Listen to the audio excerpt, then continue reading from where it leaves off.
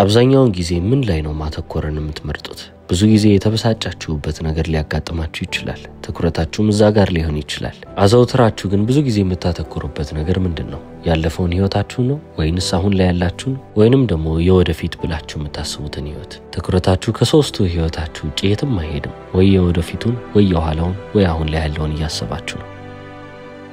አብዛኞቻችን ስፔሻሊም ደግሞ አቺቨርስ የምንባለው ነገሮችን ማሳካት የለመድነው ሰዎች ፊውቸሩ ላይ ወይንም የወደፊት ህይወት ላይ ማተኮርን እንመርጣለን። አብዛኛው የሚባለው ህዝብ ደግሞ ብዙ ጊዜ የሚያተኩረው ያለፈው ህይወቱ ላይ ነው። አቺቨሮች ወደፊት ያስባሉ። እነዚህ አብዛኛው የሚባሉ ሰዎች ደግሞ ወደ ኋላ ይመለሳሉ። ትክክለኛ የህይወት ደስታ የህይወት እርካታ ግን የቱ ጋር ነው የምትገኘው ካልን አሁን ወይንም ፕሬዘንት ብለን የምናስባት ሞመንት ላይ ነው። ሁሌም ቢሆን ወደ ኋላ መለስ ብላችሁ ትኩረታችሁን እዛ ጋር ስታደርጉ ምንድነው የጎደለኝ የሚለው ነገር ላይ ያስባችሁ ነው። በተጨማሪም አንዴ ያለፈን ነገር አልፏል፣ በቃ መቼም ቢሆን ልታስተካክሉት አትችሉም። ስለዚህ ትኩረታችሁን መቆጣጠር ከምትችሉት ነገር ላይ አንስታችሁ መቆጣጠር ወደማትችሉት ነገር ላይ አዙራችሁታል። ሁለት አይነት ዓለሞች አሉ። የመጀመሪያው ኢንተርናል ሲባል፣ ሁለተኛ ደግሞ ኤክስተርናል ነው፣ ውስጣዊና ውጫዊ ዓለም። ታዲያ ኢንተርናል የሆኑትን ወይንም ውስጣዊ የሆኑትን ምን ጊዜም ቢሆን ኮንትሮል ልንቆጣጠር እንችላለን። ውጫዊውን ዓለም ግን በፍጹም ኮንትሮል አናረገው። ልንቆጣጠረው አንችልም ማለት ግን ተጽዕኖ ልናሳድርበት አንችልም ማለት ግን አይደለም። ታዲያ ውስጣዊ ዓለማችንን መቆጣጠር የምንችል ከሆነ በውስጣችን ውስጥ ያሉትንም ነገሮች ደግሞ መመልከት እንችላለን። ለምሳሌ ምን ላይ ነው ፎከስ ማድረግን የመረጣችሁት? ትኩረታችሁ ምን ላይ እንዲሆን የመረጣችሁት? ይህ በእናንተ ቁጥጥር ስር ያለ ጉዳይ ነው። ምን አይነት ነገሮች ነው ትርጉም ለመስጠት ያስባችሁት? ትርጉም ወይንም ሚኒንግ ለምንሰጣቸው ነገሮች እንኳን ኃይልና ስልጣኑን በእጃችን ይዘናል። ከዛ በኋላ ነው እንግዲህ ምን ማድረግ እንዳለብንም ደግሞ እየወሰንን የምንመጣው። ታዲያ ትኩረታችንን መቆጣጠር የምንችል ከሆነ ትርጉም ሰጪዎች ከሆነን በተጨማሪም ደግሞ ከዛ በኋላ አክት የምናረገው ወይንም ደግሞ ምን ተገብረውኛ ከሆነን እነዚህ ሶስቱ ነገሮች ላይ ብቻ ፎከስ ማድረግ ወይንም ማተኮር ነው የሚጠበቅብን ማለት ነው። እነዚህን ሶስት ነገሮች ተቆጣጠረን ማለት ህይወታችንን መልሰን ያዝን፣ በእጃችን ውስጥ አስገባናት። የዛኔ ህይወታችንን ሲያጨናንቁብን የነበሩት ጭንቀቶችም ወይንም ደግሞ እነዚህ አየር ያዙብንም ነገሮች ብን እያሉ ይጠፋሉ ማለት ነው። አሁን በአብዛኛው እንደዚህ አይነት ውጤት የሚመለከቱ ሰዎች ከራሳቸው በላይ ማገልገልን የፈለጉ ሰዎች ናቸው። ወይንም ደግሞ ከራሳቸው ህይወት ውጪ ዞር ብለው የተመለከቱ ሰዎች ከራሳቸው የበለጠ ዓላማን ሰፖርት እያረጋችሁ ወይንም ደግሞ ከራሳቸው የበለጠ ዓላማ ላይ እየሰራችሁ ራሳችሁን መጥፎ ቦታ ላይ ልታስቀምጡ አትችሉ። እናንተም ትጠቀማላችሁ። በዛው ፕሮሰስ ውስጥ እያለፋችሁ ነው የምትሄዱት። እስቲ ቶኒ ሮቢንስ የሆነ ምሳሌ ስጠን ካላችሁኝ ስለ ራሳችሁ ያላችሁን አመለካከት መለወጥ ከፈለጋችሁ አትሊስት ከፍ ማድረግ የምትፈልጉ ከሆነና ጥሩ ዋጋ እንዳለው ሰው ራሳችሁን ማየት ከፈለጋችሁ ከናንተ በላይ ለሆነ ነገር ልትሰሩና ልትለፉ ይገባል። ህይወታችሁን የሚያበላሽባችሁ ነገር፣ ሪሌሽንሺፓችሁን ግንኙነቶቻችሁን የሚያበላሽባችሁ ነገርና ቢዝነሳችሁን የሚያበላሽባችሁ ነገር ሁለት ዋና የሚባሉ ስሜቶች ናቸው። አንደኛው ፍርሃት ነው፣ ሁለተኛው ንዴት ነው። አመስጋኝም ሆናችሁ በሌላኛው ገጽ ደግሞ ፈሪ መሆን ደግሞ አትችሉ። አንዱን ነው መምረጥ ያለባችሁ። ስለዚህ የሚያመሰግን ሰው የሚፈራ ሰው አይደለም። ልክ እንደዚህ ሁሉ ደግሞ የምታመሰግኑም ሰዎች ከሆናችሁ የምትበሳጩ ሰዎች አይደላችሁ፣ ወይንም ደግሞ ሁሌም ንዴታም አይደላችሁ። አሁን እንደ ስቴፍ ከሪ አይነት ሰዎችን ለመመልከት ሞክሩ። በኤንቢኤ ውስጥ ታዋቂ ከሚባሉ ተጫዋቾች መካከል አንደኛው ነው። ያቺን የቅርጫት ኳስ ከወረወራት በኋላ ቅርጫቷ ውስጥ ሳትገባ ዞሮ እሱ መደነስ ይጀምራል። ምክንያቱም ኦሬዲ ያ ኳስ እንደገባ ያውቃል። ሰዎችም እንደዚህ አይነት ስራ ሲሰራ ሲመለከቱት ያብዳሉ። ምን አይነት ሰው ነው ግን? እንዴት ነው እንደዚህ አይነት ነገር ሊያደርግ የሚችሉት ይላሉ። አዎ በጣም የሚደነቅ ሰው ነው። ነገር ግን ሰው ያላየውን ነገርም ደግሞ ያደርጋል። አብዛኛው ሰው ትኩረት የሚያደርገው ልክ ሜዳ ውስጥ ከገባ በኋላ የሚያከናውናቸው ነገሮች ነው። እሱ ግን በየቀኑ ያንን ነገር ፕራክቲስ ማድረግ ወይንም መለማመድ ነበረበት። በታለንት ብቻ ወይንም በተሰጥኦ ብቻ እዚህ ቦታ የደረሰ አይነት ሰው አይደለም። በቀን 500 ኳሶችን ወደ ቅርጫቱ ይወረውራል። 500 ሾት ማለት በጣም ትንሽ አይደለም። ለዛውም ደግሞ የሱ ሚኒመም የሚባለው ወይንም ዝቅተኛ የሚባለው ነው። ከዛ በላይ ትሬን የሚያደርግባቸው ጊዜያቶች አሉ። ይህንንም የሚያደርገው ደግሞ በሳምንት ለ7 ቀን ነው።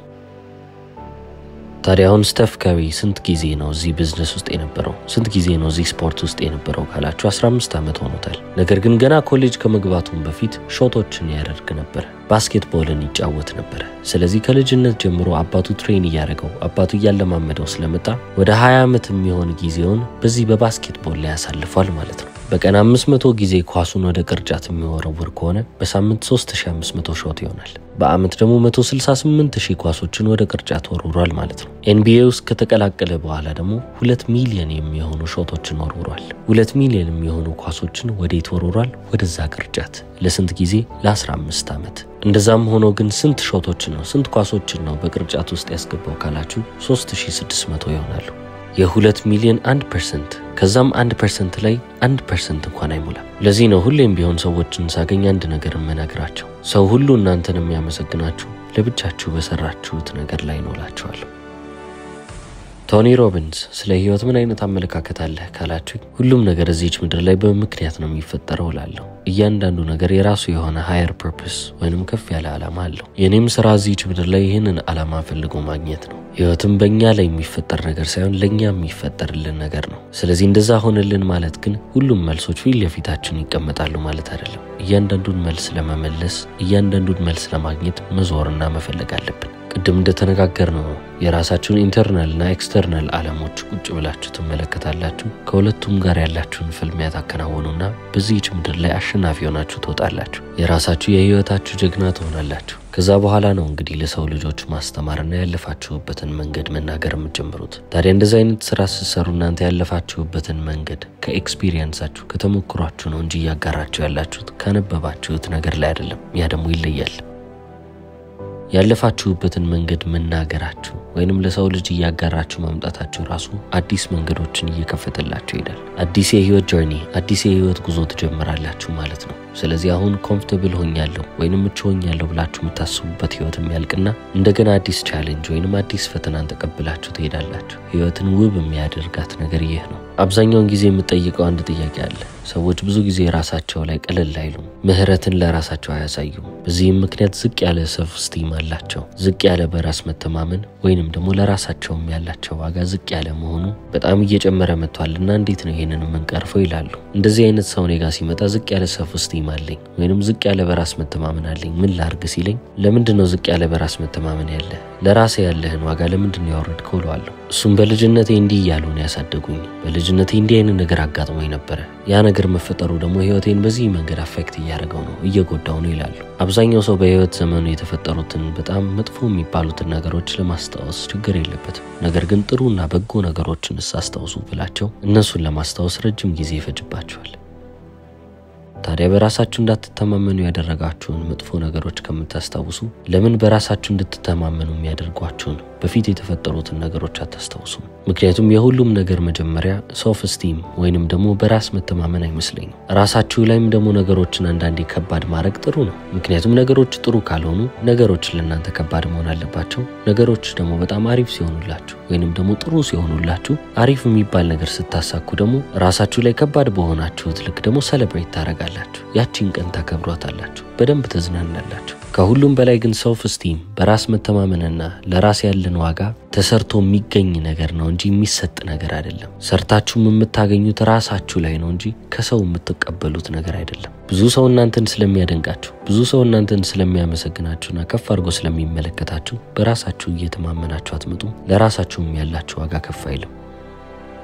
እድሜ ልካችሁን አንድ ሰው ምን ያህል ጎበዝ እንደሆናችሁ ምን ያህል ታታሪ እንደሆናችሁ ሊነግራችሁ ይችላል። ውስጣችሁ ውስጥ ያንን ነገር ካልያዛችሁት ግን በፍጹም እነሱ የሚሉትን ነገር አታምኑ። ብዙ ቆንጆ ሴቶችን እንግዲህ ተመልክታችኋል። ለማየት እንኳን የሚያሳሱ ሴቶች አሉ። ታዲያ እነዛን በጣም ውብ የሚባሉ ሴቶች ምን ያህል ቆንጆ እንደሆኑ ምን ያህል ውብ እንደሆኑ ብትነግሯቸው አንዳንዶቹ ራሳቸውን በዛ መንገድ አይመለከቱትም። በዛ ሁሉ ነገር ውስጥ ኢምፐርፌክሽናቸውን ወይንም እቺ ነገር ጎላኛለች፣ አፍንጫዬ እንደዚህ ተጣማለች ብለው እንከናቸውን ለማየት ይፈልጋሉ። ሰው ሁሉ ግን ምን ያህል ውብ እንደሆኑ እየተመለከተ ነው። ስለዚህ ሰልፍ ስቲም ሰው ስላለ ከውጪ በብዛት ስለመጣ ውስጣችን ውስጥ የሚለወጥ ወይንም የሚቀየር ነገር አይደለም። በተመሳሳይ ሁኔታ አንድ ሰው እናንተን መጥቶ እናንተማ ሰው አትሆኑ፣ ማንም እናንተን ሊያምናችሁ አይችልም፣ ምንም ቁም ነገር የምትሰሩ ሰዎች አትሆኑ። በህይወት ምንድነው ዓላማችሁ? ዓላማችሁን ስትነግሯቸው በተአምር ይሄንን ዓላማ የምታሳኩ አይነት ሰዎች አይደሏችሁም ቢሏችሁ እናንተ በውስጣችሁ ምንድነው ይዛችሁ እልህ አሳያለሁ ጠብቀኝ ነው የምትሉት።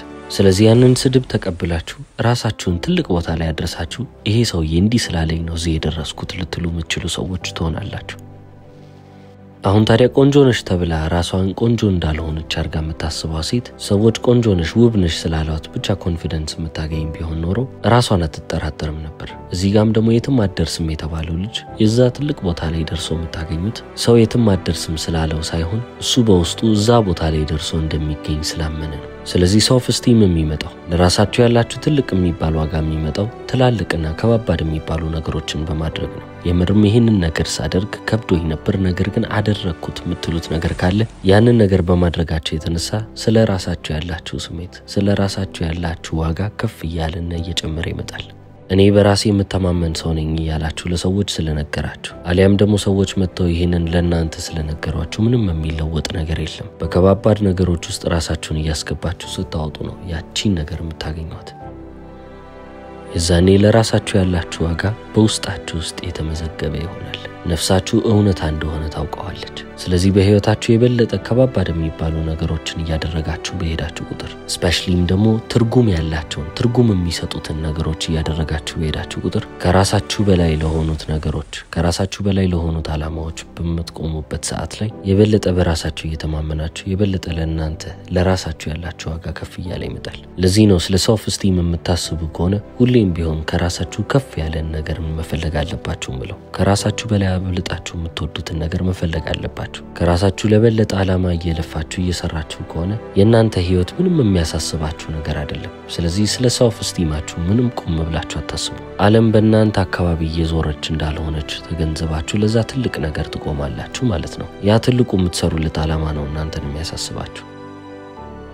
አሁን ታዲያ ይሄንን ካልን ትልቁን ጥያቄ እንጠይቃለን። በዚህች ምድር ላይ የምትፈልጉት ነገር ምንድነው? በጣም ድንቅ የሚባል ህይወትን የምትፈልጉ ከሆነ እንግዲህ የምትፈልጉትን ነገር ለይታችሁ ማወቅ አለባችሁ። አሁን ለምሳሌ ቶኒ ሮቢንስ ድንቅ ህይወት ላንተ ምንድነው ትሉ ይሆናል። ህይወትን በራሴ መስፈርት መኖር ከቻልኩ ለኔ ያ ህይወት ድንቅ ህይወት ነው። ሌላን ሰው ግን ብትጠይቁ $1 ቢሊዮን ሊላችሁ ይችላል፣ መብቱ ነው። አሁንም ሌላን ሰው ብታገኙ 3 ልጆችን መውለድ ብላ ልትመልስላችሁ ትችላለች። ለሷ ድንቅ የሚባለው ህይወት ያ ከሆነ አሁንም መብቷ ነው። ስለዚህ ብዙ ሰዎች በህይወታቸው ያገኙትን ነገር ተመልክታችሁ እኔንም ሙሉ የሚያደርገኝ እነሱ ያገኙትን ነገር ባገኝ ነው ብላችሁ አትመልከቱ። ወደ ራሳችሁ ወደ ውስጣችሁ ተመልክታችሁ እኔ ግን ምንድነው የምፈልገው ብላችሁ ያንን ጥያቄ መጠየቅ መቻል አለባችሁ። ያንን መልስ ይዛችሁ ወደዛ መልስ የሚወስዳችሁን ህይወት እየመራችሁ የምትሄዱ ከሆነ ያንንም በመታደርጉበት ሰዓት ላይ ከናንተም ህይወት አልፋችሁ የሌሎች ሰዎችንም ህይወት እየነካችሁ ያሻሻላችሁ የምትመጡ ከሆነ በጣም ውብ የሚባል ህይወት እንደምትኖሩ ምንም አይነት ጥርጣሬ የለኝም።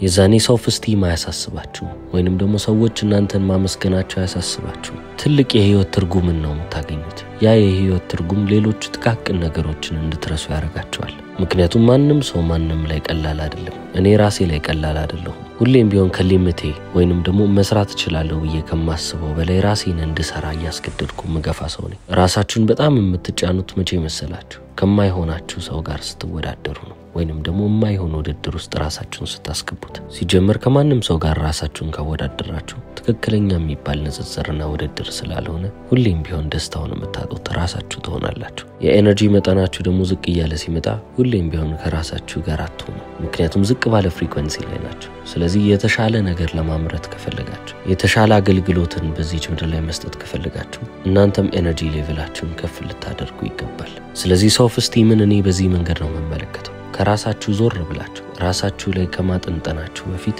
ከናንተ የሚበልጥን ትልቅ የሆነ ትርጉም የምትሰጡትን ዓላማ ፈልጉ።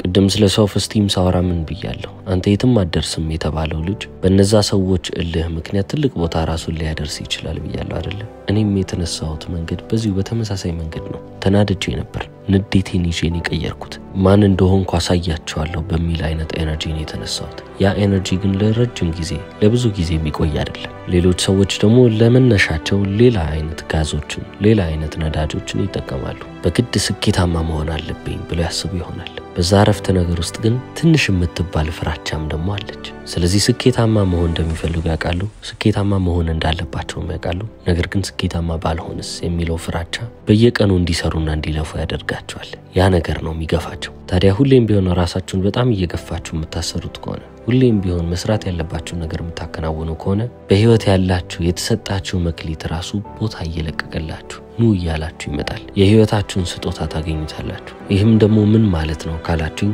ኖዊንግነስ ነው ብዬ አስባለሁ። በቃ ማወቅ አለ አይደለ ነገሮች እንዳለ አሪፍ ይሆናሉ ብላችሁ በውስጣችሁ ሰላም ይሰማችኋል። ከዚህም ቀጣይ ያለው ስቴጅ ደግሞ ራሴን አቃለሁ ከማንም ጋር ለመፎካከር እየሞከርኩም አይደለም ልኬንም ለማንም አሳያለሁ ብዬ አልተነሳውም ነገር ግን ማገዝ እፈልጋለሁ እዚህ ዓለም ላይ የሆነች ነገር ጥዬ ማለፍ እፈልጋለሁ ብሎ የሚነሱ ናቸው። ሁለት አይነት ተነሳሽነቶች አሉ ብያለሁ ፑሽ ሞቲቬሽን እና ፑል ሞቲቬሽን። አንዱ የሚገፋ ነው ይሄንን ነገር ማሳካት አለብኝ ብላችሁ ጥርሳችሁን ነክሳችሁ የምትሉት በጣም ትልቅ ዊል ፓወርን ይጠይቃል። ራሳችሁን ገዝታችሁ ራሳችሁን ተቆጣጥራችሁ በዲሲፕሊን የምታረጉት ነገር ነው። ፑል ሞቲቬሽን ግን በጣም የሚለይ ነው። የእናንተን ዊል ፓወር የሚጠይቅ ሳይሆን በቃ ማገልገል አለብኝ ልስጥ ለዚህ ዓለም እቺን ነገር ላበርከት እያላችሁ የምትንቀሳቀሱበት ነው። ኦብሴሽን በሉት በቃ ልክፍት ነው የሚሆናችሁ። ከዛ ዓላማ ብላችሁ ከያዛችሁት ነገር ጋር የህይወቴ ትርጉም ነው ብላችሁ ከያዛችሁት ነገር ጋር ትልቅ የሚባል ሱስ ይዛችኋል። እናንተም በዛ መሰረት ትሄዳላችሁ። ታዋቂው አሜሪካን ኦተር እና ሞቲቬሽናል ስፒከር ቶኒ ሮቢንስ። እስከ መጨረሻው ስለተከታተላችሁ አመሰግናለሁ። ቻው።